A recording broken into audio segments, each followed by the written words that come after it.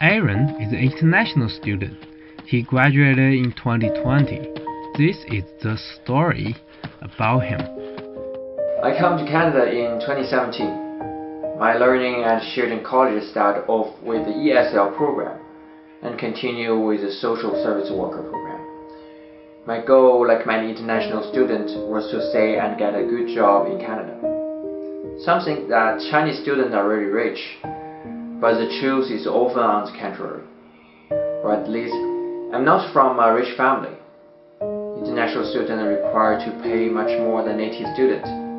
But because my family wants me to have a brighter future, they still provide such expensive funds to support me here. For this reason, they have a high expectation for me. I want to graduate and find a decent job, which would make up for my parents' expenses. I had planned for my life after graduation. I graduated this April and was very lucky to have a company interested in me. The HR told me that as long as I had a work permit, I could be hired in May. I was exhilarated. I thought that everything was according to my plan, but it all fell apart due to the COVID-19. On March 11th of this year, the World Health Organization declared COVID-19 a pandemic. 7 months have passed, and in that time, we've lost more than 10,000 Canadian lives. The company sent me an email saying that they could not hire employees at the time. The restaurant I would be working part-time in was also shut down, removing the one way I had to support my life. After being blocked from the traveling board, I gave up the idea of returning to China. I was lost, and I could only watch my bank account slowly overdraw. My parents kept urging me to find a remote job, and my mom kept urging me to go back to China to get married. You know, marriage is relatively earlier in a traditional Chinese family like mine. My father got married when he was 22 years old. So my mom was concerned about the 26 years old me. The pressure these things moved on me was overwhelming. They couldn't understand my situation and so I wouldn't know any better. I was running out of money, but I didn't want to ask them for help. COVID's pressures on me was also accumulating. I watched the increase of cases every day, fearing that I might be infected someday.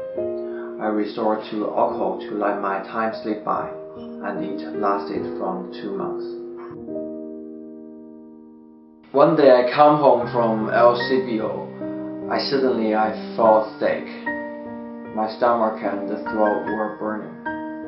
I thought I was infected by the virus. I thought I might die. I went to the hospital. Fortunately, it was just bloating. I fell back from the die. I was in the hospital for 3 days.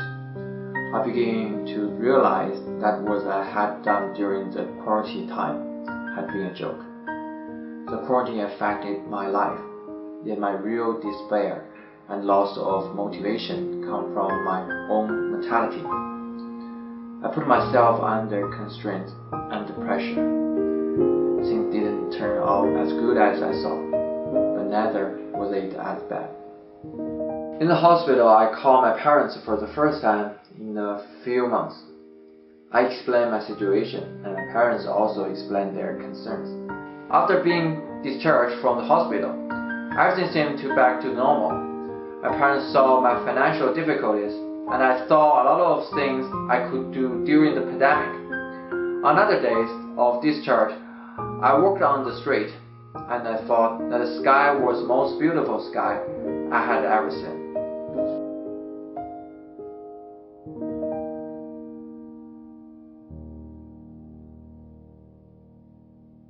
And I lost my job because of COVID, which kind of sucked, but one good thing about it is that I got to spend a lot of time with my family. This is David, and I graduated year 2020, which is this year.